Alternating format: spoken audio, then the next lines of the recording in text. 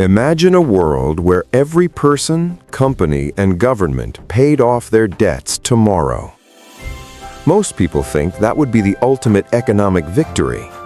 In reality, it would be the end of the modern world. Every light would go out, every shelf would go empty, and the global economy would simply cease to exist. That is because money is not a physical thing we store in vaults. Money is a promise. It is debt. When a bank lends you money for a house, they aren't handing you someone else's savings, they are typing numbers into a screen.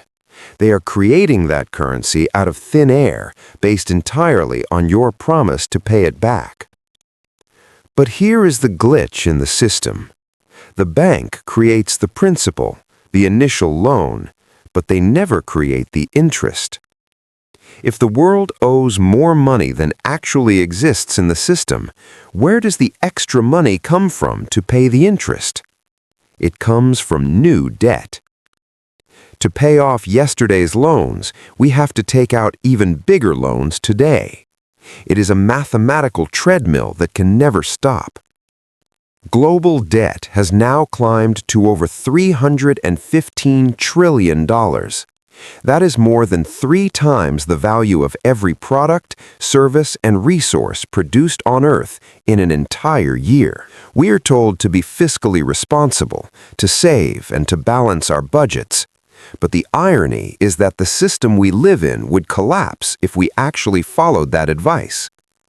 If we stopped borrowing, the money supply would shrink.